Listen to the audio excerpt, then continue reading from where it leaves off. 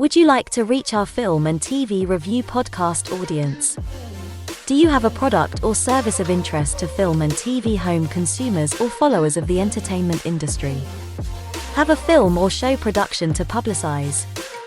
For affordable price plans for all budgets, get in touch and find out about our introductory advertising options. Reach our audience of film and TV viewers and visit our site contact page at filmandtvreview.com, or you can email us at business@filmandtvreview.com. Reach out today.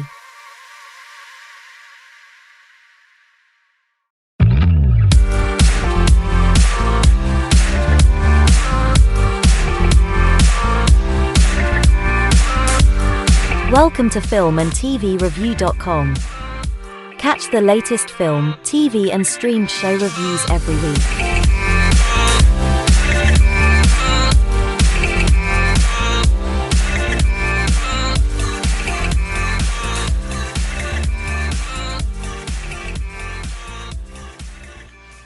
The views and opinions expressed by the authors and those providing comments are theirs alone. They do not reflect the views, opinions or position of filmandtvreview.com or their respective parent companies or affiliates. Filmandtvreview.com makes no representations as to accuracy, completeness, correctness, suitability, or validity of any information in this program and is for entertainment purposes only. Episodes may contain adult humor and language. For full terms and conditions, see filmandtvreview.com.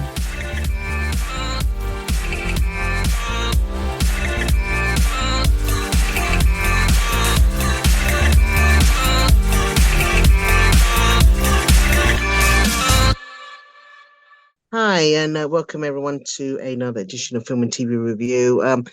We're kind of looking back at those more recent releases over the last month or so across streaming and on the cinema. Of course, we had some interesting releases this month. Welcome to one and all. So I thought I might start with maybe we could start with some of the big releases that I think. If let's see who we got around. Noel, want to tell us what you've seen this last month? I know, yeah, sure. What kind of caught your eye? What you thought about? I know recently, over the last month or so. I will have to say that the one that stands out to me is still Oppenheimer, and also I did like the Haunted Mansion movie. Barbie was good, but not as good or as bad as everyone said it was. But I'd still say Oppenheimer's the best out of all the summer blockbusters that we've seen as of recent, if we didn't cover that Oppenheimer last time. Haunted Mansion was okay. Could have been better for how long it took to make the movie, but still, I'd say Oppenheimer stands out the most. Yeah. But is that, that's still doing good box office. I mean, on the back of the Barbie movie, but I mean, after that, there was kind of like, obviously there was a bit of, I think, releases being a bit scared of coming on the end of that wake. Well, I guess I might as well mention it now. What I did see straight after the Barbie movie, the week after, was, and not so much noise, strangely enough, but it was The Meg 2.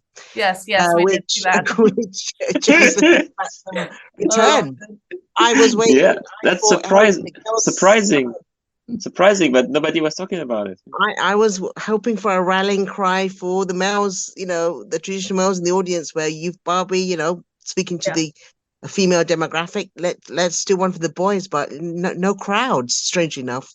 But having said that, it was quite a fun movie. It is very much of a B movie. It is very much Jason Statham returns with his old cast of eco warriors almost, and they kind of open up. I think they discover a mining operation underneath the trench, which is obviously, a deep part. It's almost like the Abyss, Richard. Yeah. No, whoa. By the way, I thought that when I watched it last week, but and it hurts. It broke my heart, to be honest. It broke your heart. Yes.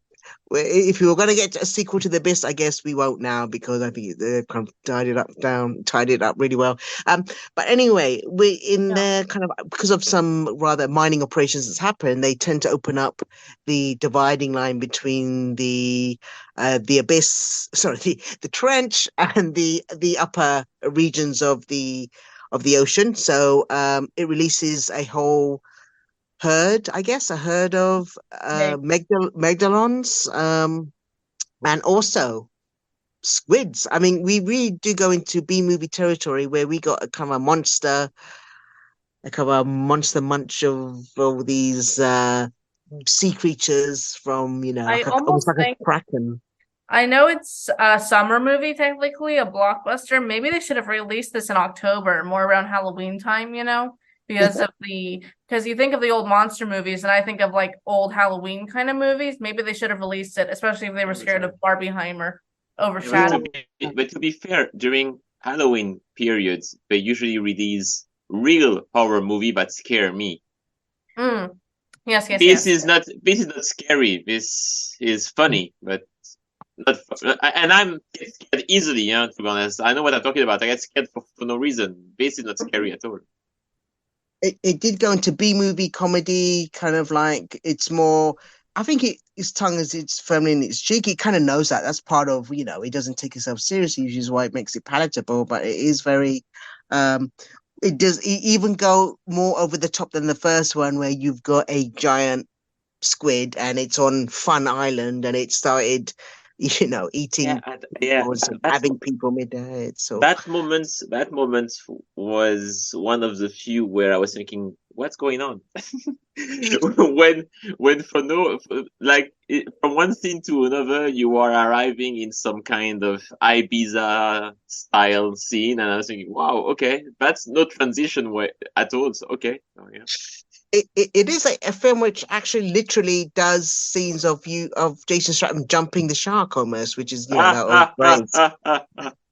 I did like he took on 3 of them with 3 harpoons, and I thought, you know what? To be fair, this is what you paid for. If you didn't know expecting this scene, then but by the way, I agree. But to be honest, I was expecting Jason Statham fighting a shark much earlier in the movie. But because for an hour and a half, that movie is so long, by the way, it's so long. Yes, for an hour and a half, there is almost no shark. Yep. I'm not joking. Suspense. I was thinking about that. When you say about Abyss, I was thinking this is literally a remake of Abyss for 80% of the movie.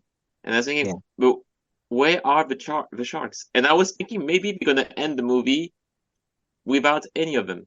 Because I was thinking maybe the whole point was just to get saved from deep down the abyss, and then they're gonna reach the surface, and that's it. So maybe they forgot about the sharks and say, okay, maybe we should do some kind of scene on the beach, and that's why it makes no sense that they are like next to a resort or something. I don't know. Yeah, it's. I was a bit just like thinking you've just got a bit 10%, a bit more than. That scariness factor, the kind of like, but what can you do? I can't really criticize it. I mean, if you walked into that theater, a movie like this. Yeah, I mean, it's good that you have B movies like this still, because we had an age where we couldn't have any room for it, because of the whole. Well, in the tail end of the superhero era, I suppose, but where you weren't even getting these mid movies getting their way through, and they would make their money on DVDs. And of course, that market's disappeared. But I'm glad it exists, and I think it's done well enough to get, hopefully, a Meg free. Who knows? It's working well. It's working well at the box office. Yeah, if it makes 2.5 times, I think is what they say, 2.5 times its budget, then they make a sequel. That's usually what it counts. I think they kept that budget. Is it just tiny bit more expensive than the previous one, but it kind of didn't go way over like we've had with a lot of releases. The fact that actually it's I think it's a shared production, like half US China. That's actually a very good idea, because I'm pretty sure that it's going to do, or it's already done, or it's going to do well in China. Economically, it's got a good sturdy model going for it with these kind of films. So good endeavor to it. So I'm not going to be too harsh on that. It does what it says on the tin. So therefore, I did see did go actually to see Haunted Mansion. Yeah, Mansion. So I like that the was all right Mansion. actually. That was okay Yeah, it actually. was better than we all thought. Yeah. Yeah. Surprisingly better than we all thought. And I think it has a very good mix between comedy. I mean, not hugely scary, but scary enough for maybe, little Yeah. kids who are going to see it. Very good mix of comedy, action, tone shift. It Yeah. reminded me a bit of the 1984 Ghostbusters, where you have a kind of a good mix between horror, comedy, and so forth. And very tricky to get, but good. Rosario Dawson here, of course, who's in a bit more. He's in Oh yeah, everything. she's in that She's in stupid, everything. She's terrible in wig.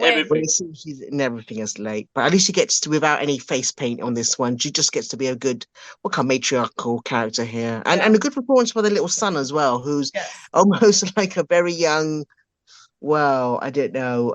Maybe I'm trying to think of the actor, but he's a very, for his age, a lot of comedy chops, very good mature performance, and very endearing. So, in fact, even the lead himself is quite good. It's very Lakeith. likable and a good casting. And so you got Yeah. obviously Danny DeVito and all that, but they're kind of playing character actors. So just testing is a credit. This does rest a lot on their acting shoulders. So maybe not as true to fall maybe from the ride, but it's doing its own thing. And for its own thing, it's fine. I don't think it did that well at box office, but I'm not sure if it's, a real reflection of the times I rather was than the surprised movie they itself. didn't just put this on Disney Plus Yeah, good for point. what it was, but the budget was really high for it, which surprised me. But yeah, it's so weird to me. They keep making Haunted Mansion movies, even though the ride is kind of supposed to take place around the time of Pirates of the Caribbean. Especially if they were going to reboot that, you could kind of have a crossover. But in each individual attraction of the Haunted Mansion in each Disney theme park, there's a different story. And it's better than what they always show in these movies. And I just don't know why they haven't made the movie version of the ride, basically, when that's, so well and it's been perfected over the course of many years.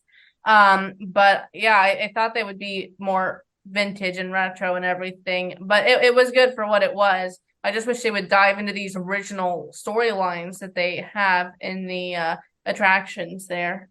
That's an idea. That's an idea. A crossover between Pirates of the Caribbean and Haunted Mansion. That would be amazing. So in Disneyland, Pirates of the Caribbean and Haunted Mansion are in the area called New Orleans Square. Originally, there was going to be a connection between them by a character named Jean Lafitte, and it was going to be a more pirate-centric Haunted Mansion or a pirate seriously? Okay. protagonist. Yeah. Okay. And then it devolved into its own thing because it took 10 years to make. But it takes place around the same time, so I don't know why they wouldn't try to combine it somehow. But the sea captain we see was concept art from the attraction. There was a lot of concept art from the attractions, different attractions from different. But isn't that maybe in the works already? Isn't that actually the plan of maybe in the next 10 years to adapt different attractions? And I would not be surprised if the idea is that actually to do something like that and then a big crossover in 10 years or whatever. I don't know. Yeah, they are going to do something with the Society of Explorers, which is mentioned in some of the rides There you go. in the US and other countries. So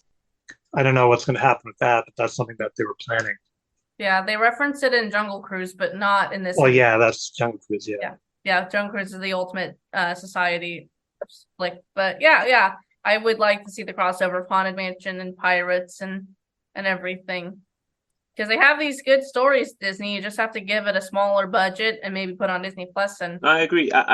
When I was watching it, I thought the same thing. I was thinking, that's surprising that they released that in a movie theater, to be honest. I mean, sometimes they release very, very bad stuff on Disney Plus, and in that case, actually, it's the other way around. They had something that is perfect for Disney Plus. I don't know why they did that, but yeah. Well, the reason the Haunted Mansion had the budget it did is because it was a project that had been in development for about a decade, and so the numbers they give, I think it's like 160 million US dollars was budget. It's just when the project was in development, and at one point Guillermo del Toro was going to be involved. Oh, really? It wasn't, and so that whole thing combined comes out to 160 million. It's not that what you see on the screen there is 160 million. It's just that it took so many years. The whole process, Yeah. Okay. Okay. Yeah. Okay. Well, Andrew, what did you caught your eye? Anything besides what we mentioned before? Any other titles that you caught this last month? Yeah, see, I didn't get a chance to join the earlier meeting because of just my schedule today, but Sure. I know you talked about the Ahsoka series. Also, I'm not as familiar with the character because I know some of you watch Clone Wars. I mean, I know who the character is roughly, but just a little quick thing about that because it's still Sure. ongoing, Yeah. so I'm not sure where it's going to be headed, and how real life, Ray Stevenson's passing is going to factor in, well as labor issues, Hollywood, but that's another thing. But I think it's all right so far. The only issue I had was at the end of the first episode, and again, they showed the first two episodes back to back. That's just the way they released them. I pretty much knew at the end of the first episode, we see what happens to one of the characters. I'm like, yeah, that's not going to be permanent. That character is going to come back in the next episode. It's too major a character, and I was right. I mean, yeah, and that makes you think, well, yeah, that happens to this character at the end of the first episode. Then how come other characters in Star Wars, spoiler alert, die so easily? How come this character gets, and then comes back? Well, I guess it's plot, or I don't know what else to call it. Yes. But other than that, I think it's all right so far. I'm just curious to see where it's headed, and again, what's going to happen with Ray Stevenson's character. Maybe it won't be an issue. Maybe we'll see. But then I guess that brings me to things that I've watched that are more streaming. I know it doesn't look like Mark's here. He mentioned Zom 100, Bucket List of the Dead. Yeah. There's the live action film version, and then there's the anime series. I thought the live action film was good. It was entertaining. It kind of gave me some Shaun of the Dead vibes, kind of a mix of horror and comedy, and then maybe a little bit of something like Office Space, just the idea of the real horror being in an office. But I thought it was all right. I thought it was entertaining. I didn't read the manga upon which it's based. And then I started watching the anime series. I haven't gone through all the episodes yet. I think they just released an episode earlier today or yesterday. So far, I think the series, the anime, is maybe a little bit darker than the movie, only because it gets more into the, how can I put it, the real horror of him being in the office. The zombies, when they show up, they're a threat, of course, but you get more into why he really appreciates the zombie apocalypse when it comes is because he doesn't work in the office anymore, and they were basically working him till he almost became a figurative zombie. I mean, or he almost a literal one because of the way he's walking. Before the apocalypse begins, he's walking home from work, and he's just that work is such a horrible environment that when the apocalypse does begin, he's like, oh, good, I don't have to go to work anymore. And you appreciate it more in the anime series, why that is, because you really see him going into work, and it's just just how really horrible it is. A little bit of that in the movie, the live action one, but more in the anime, which I'm still kind of getting caught up on. And other than that, I also watch Zombieverse, which again, that was something that Mark mentioned. I'm not really as into reality competitions like that. I mean, I watch it because it's zombies, and for that reason. So it's kind of this weird mix of a reality competition, but they're in a zombie apocalypse, and it's do they break character? Do they stick? It's kind of this weird mix of scripted, drama content, and then a reality competition. There's different tasks, and they have to complete the task. So it's weird. I don't know how else to describe it. I think it's maybe something they do more in Korea than maybe in other countries, at least in Western countries. So they can think of Big Brother or Survivor, and this is kind of like that, but done with the backdrop of a zombie apocalypse. And without getting to spoilers, there does seem to be something that could lead to a second series, I guess you could call it. But I don't know. I mean, this makes you wonder, like, is this again a reality competition or is it a zombie drama? It's kind of like a mix of both. It's just more unique that way.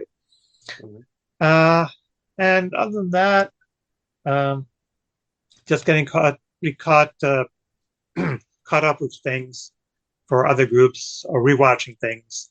I rewatched Bones and All, which I saw a year ago, liked it. Saw it again, liked it.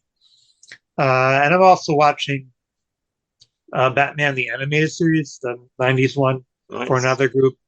And I thought it was really interesting that the episode we watched a couple of days ago is one in which Harley Quinn is one of the main characters. And then I read that Arlene Sorkin passed away. I guess it was yesterday or a couple of days ago. And I just thought it was kind of fitting that, I mean, we didn't know. We just watched it and then she passes. So I think between that and Kevin Conroy passing, yeah, and then David Warner also passed. He was on the program as well as Raj Al Ghul. Raj Al Ghul, yeah. Yeah. So it's just a nice way to remember them and all the work that they did. And it's a good, I know some people just maybe they like the newer stuff. And, I still remember when Batman the Animated Series came out, it was sort of like this revelation, this idea of like doing stuff with an animated Western world, US in this case, a lot more serious than other animated programs to that point. And now, maybe they've gone darker, maybe people take that for granted, but this was something new and it was really well done. Yeah. And you really felt like you watched something, kids could watch it, but adults could watch it as well. Maybe some of the stuff may not be appropriate for kids. I don't know. But I just appreciated it, that it was sort of like something that different age groups could watch, and it still was really well done. And other than that, I've also been going to the theater, but that's a whole other thing, a whole other medium. And then I've also been just kind of trying to follow what's going on with the labor issues. Yeah. If they do decide to some kind of agreement, I don't know if the studios sees. To me, that's almost like its own real life drama series. Like, what things are the studios trying to do? It's like they're doing everything but try to give fair wages to the writers and the actors. It's like they're trying to hire a PR person to make themselves look good, spending money on that, cutting down trees that provide shade to the strikers, doing work on I guess we call it sidewalks in the US, like, to keep the strikers, and they have to strike in the street and potentially get hit by cars. It's just all these little things that they're doing. But not the wages. No, not the wages. Can't do that. Anything but that. Just don't do that. But and to be fair, I think some of that is because when I say studios, there's a couple of newcomers. I'll just kind of move this along. A couple of newcomers to the studio group this time around than in strikes years past. That's Amazon and Apple. And they're basically companies that aren't primarily entertainment companies. They do a lot of other things, and they just happen to do streaming on the side. So if the strike continues indefinitely, they'll be absolutely fine. That's true. They won't be affected as much. Compare that to something like Warner Brothers or Paramount. Disney, I'm not sure. I was about to say, do you think that Disney could survive? Because Disney exactly, yeah, because they have other things, yeah. But is it enough? So at what point do the studios start to kind of break off from the other ones and kind of say, hey, let's vote on this, let's vote to end the strike, and then Amazon and Apple can just do whatever. I mean, if they don't want to end the strike, that's fine, but what about these other companies that they want to go back and Netflix? It's funny, Netflix came out and was like, oh, we're worried if we give fair wages to the people in the US, we have to give fair wages to everyone from the rest of the world. And it's like, So what? So, it's going to be interesting to see if this ends. They say it may end. That's a speculation. There's no evidence. Speculation that it may end in a few weeks because of the fall festivals, Oscar season, to try and salvage somewhat of the U.S. TV season. But who knows? Maybe this will go until next year. They've already delayed the Dune sequel to March, and that was supposed to come out in November, not even August or September, early November. And by the way, this has been moved only not because of production, but it has been moved only because I believe that the actors couldn't do the campaign, right? Because I think the movie is ready actually. But it's absolutely. A lot of these other movies are ready. Like Challengers, that was a film with Andor is Zendaya. mostly ready, even though it's a show. Apparently, it is mostly ready.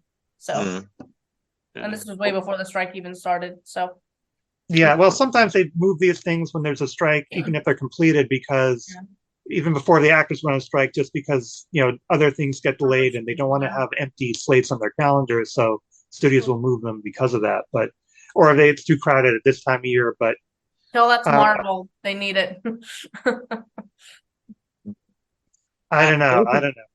I mean, Loki is coming season 2. So. Yeah. I think I want some just a side note about June. I think they did announce there will be a June third part to it, the June Messiah, or he's going to do that. So that's some good. But it's couldn't come out at I think a worse time for getting cinema audiences back into the theater, because I think June would have been one of those fall or winter titles which would have maybe got enough goodwill behind it to get audiences in. But if that's being pushed back, I don't know what the fall slate or winter slate looks like for this. There's still a lot of films coming out. Yeah, I was going to say, I think the Marvels, I don't know who's going to watch the Marvels, but the Marvels are still planned. Aquaman 2, I guess. Aquaman 2 and the Willy Wonka prequel. Yeah, exactly. Yeah. Oh, I'm sorry. Yeah, I apologize. You've got so much to look forward to. Well, I mean, the Willy Wonka prequel might be good. I mean, no. Let's put aside the jokes and the fact that these movies might not be good, but at least there is a chance that they're gonna bring a lot of money to movie theaters and studios. So. Yeah, that's true. But Aquaman 2 has already gotten bad things from test screenings, so who knows? By the way, did anyone see the Blue Beetle? I'm just going to throw that out there. Has it been released in the UK or? Yeah, I think it has last been. Week. I think it has. Yeah. Okay, I don't know because I hear things like, movies only get released in the US, they don't get released. No, I think a week ago it was being released in the UK and even in France, to be honest. But I haven't watched it. No. I haven't watched it either. I thought it was all right. Yeah. I thought it was all right. Okay. But I mean, the whole thing is that at this point, it's like, you're not really invested in it because it's like, are they going to continue this story? Or are they kind of do more stuff with these characters? So I think there is that. But I think the film itself is all right. I just feel it's a little bit out of date in terms of how people feel about the genre. If I may ask, is this the final last one of all the DC movies? The Aquaman 2. Yeah. Damn it. Okay. You just mentioned it. Aquaman 2. Well, you can discount Aquaman 2 if you want. I'm just saying. No, you're right. No. But I was about you're absolutely right. That's what I meant. I meant, is it like when would be the last DC movie that was agreed on before James Gunn was appointed? That's Aquaman 2. Aquaman 2. So okay, yeah. And James Gunn says that they'll bring Blue Beetle back. Whether that means they'll bring this version of Blue Beetle, Jaime Reyes, or a different version of Blue Beetle, I'm not sure, because there's different people who've held that mantle, but I think they're supposed to bring this character back in the new James Gunn film, so we'll see. Okay. Interesting. Okay. I was gonna say I watched the show Elementary recently, the American Sherlock Holmes show, and it's actually pretty decent. I think Johnny Lee Miller is a better Sherlock than a lot of the Sherlocks, and it's very interesting. It's more detective-y than like Sherlock based, but I do think it's a really good show. Have you watched the UK recent version with Benedict Cumberbatch? Yes, I've watched every version, literally every version. Yeah. Okay. But no, I think Benedict's they're different kinds of Sherlocks. Benedict is very mean as Sherlock versus his is more nice, which is actually more like a lot of the stories. So I like he has elements of Sherlock that we don't see in most Sherlock adaptations. It's pretty good, but it's pretty graphic. Like I know a lot of these detective shows are graphic like that, but the amount of like bodies that have been mutilated they show is like a horror movie. And I don't know why they have to do that all the time, but it's like basically in every episode you'll see some bloated, horrific thing, which is weird for Sherlock. But other than that, it's a very well written show. Still not as good as House in terms of like a Sherlock kind of adaptation, but it's still really good. So Good, yeah. good segue, if I may, Jason. Actually, I have watched a horror movie. Talking about me, I never watched an horror movie, but I watched the Last Voyage of the Demeter, which is apparently a huge it's not released in the UK, is it? What? Oh, but you're in France. I'm in France. Yeah, it was. Yeah, because it hasn't been released in the UK. Is that released in the UK, Jason? I don't think. Really. Someone told me it hasn't been released in the UK. In the US, because there's been no noise about it. I knew of the title. That doesn't mean much because apparently it's a box office bomb, so maybe that's why. Oh, okay. Well, there you go. But maybe it's been released and you don't know. But anyway, tell us. I know. Let's tell us. So it's not. I had delayed indefinitely in UK. By the way, that's true. Why? I think it's a studio thing. It has to do with the studio thing, I think. So I understand this is kind of like based on the whole Nosferatu, the ship of where that chapter from Bram Stoker's Dracula. Yeah, that's the only reason. Honestly, that's the only reason I kind of forced myself, because I hate horror movies. I forced myself to watch this movie because of this, because I read Bram Stoker's Dracula and I thought it was amazing back when I was a student. I watched like 3 times the Coppola version of that book from the early 90s. And and I was just curious. Honestly, I haven't read the reviews before watching that movie, which is good sometimes, or not. So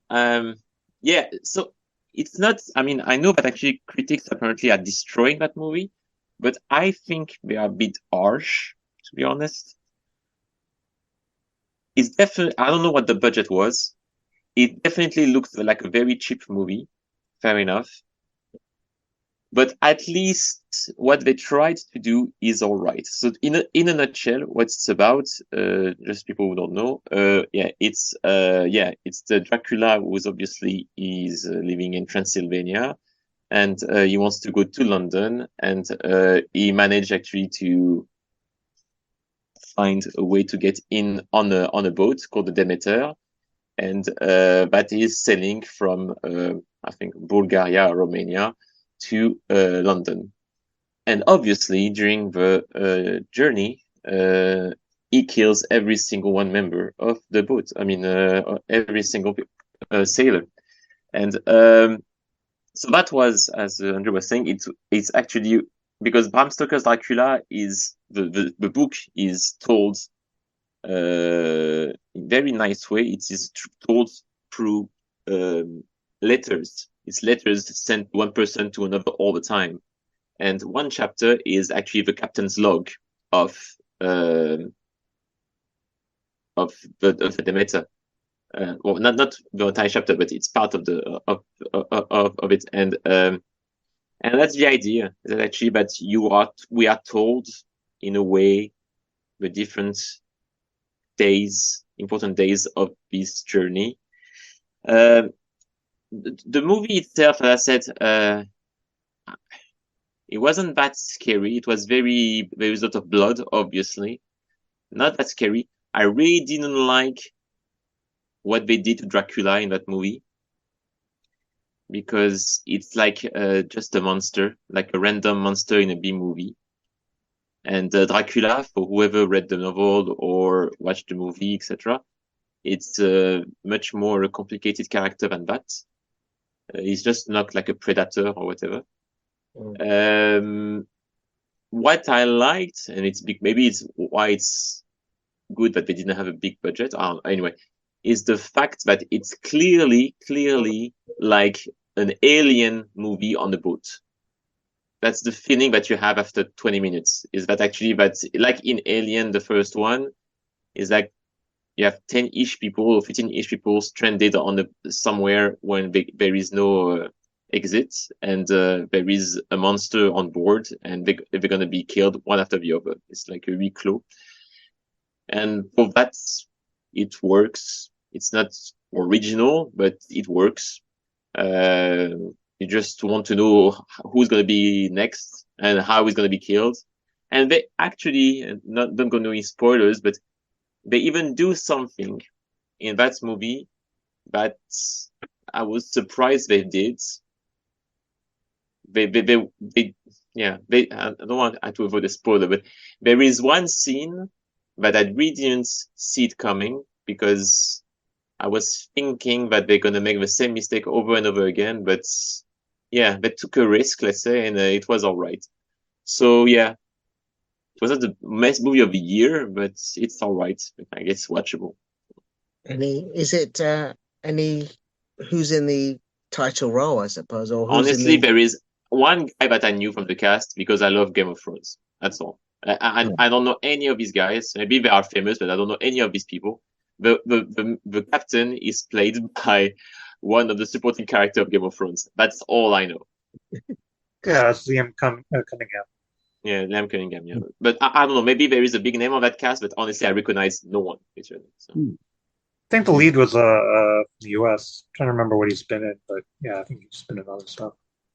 Yeah, but no, as I said, it's not bad. It's I guess it's worth your time if you're looking for. You were talking about Meg saying it's a B movie. I don't know if you can call it a B movie here, but or a Z movie, whatever. But it's not horror. Like, it's super scary. It is a lot of blood. And as I said, if you want to see Alien on the boat, go watch it. Well, seems to be in a good month for B movies, it seems. But I think August, yeah, it's kind of isn't that like I won't say a dead month usually? So kind of in movies, yeah. It tended to be back in the day, I think, at the summer period where it would still be a good summer period, but then you'd have longer run times for your summer movies. I think they'll be on box office for not just 1 week, but 2, 3, 4 weeks. And I guess we've already had that big summer film of the summer, I guess would be Barbie, honestly, and I guess Oppenheimer. But it's kind of like if I can, by the way, because I wasn't there last month, and and because I was moving flats, etc. But so yeah, I think that Oppenheimer is a masterpiece. To be honest, I kept thinking about this movie for like a week after watching it. To be honest, I thought it was amazing. I really think it's the best movie, and I understand that it can be boring for some people because it's 3 hours, and most of the time it's people talking. To be honest, it's not like a blockbuster. It's like a great Hans Zimmer music that's gonna put you on your seat or whatever. But I thought it was amazing. I think it's such an important movie for so many reasons. I think the performance from Cillian Murphy is amazing. I haven't seen it in IMAX, fair enough, but still, I saw it on the big screen. That was enough. It's really, really interesting. The life and death of that guy always interested me. That's why maybe I liked it. But yeah, I think it still resonates a lot in the 20th, 21st century, whatever. And I thought it was really good. I don't know how to explain it, but obviously, yeah, the whole topic about the necessity of using the nuclear bomb during World War II, but also continuing the research and starting weapons escalation, but also a weapons race afterwards, etc. Yeah, it makes you think about a lot of things. And that's why I love that movie so much, to be honest.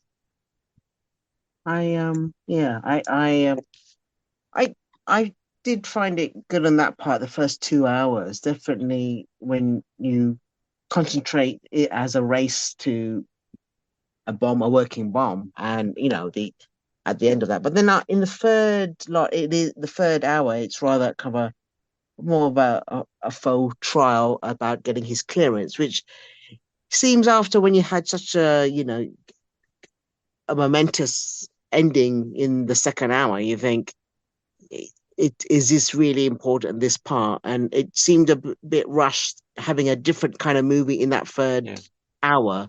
It would have been served almost better if you were going to do this as a 3-part drama, if you're going to choose to do that third part of it. And I found it a little bit, it's fine, but he's kind of like, we've seen him, his story is most important part of his story, his him driving that group to get that, the race to the atomic bomb.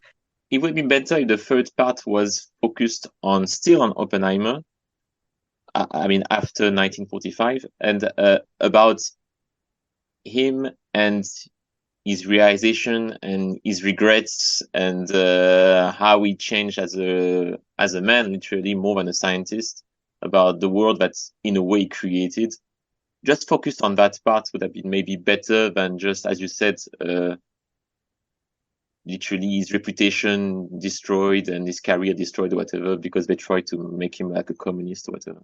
Yeah, it's kind of like very much, it could have been interesting in its own part, that segment, but I feel a bit rushed. And if you were to put it into context, I did actually, I mentioned this, there was I think if you see BBC or access to the BBC World Service, maybe there is a documentary there, 1 hour called The Trials of Oppenheimer, which puts this into really I did appreciate it more when I saw this. It basically puts into context of why he found himself in that situation of being kind of like almost maneuvered into having this little clearance revoked, and rather, a lot of it driven by jealousy and very petty kind of like reasons by his peers, and it kind of put it into context, and it is fascinating. So I think that is Trials of Oppenheimer on BBC, or it was BBC 4, so you might find it on the BBC iPlayer somewhere, wherever you are. There was something that I mentioned to you guys. There was back in a day, so less than 10 years ago, in London, there was a great play by the Royal Shakespeare Company about Oppenheimer.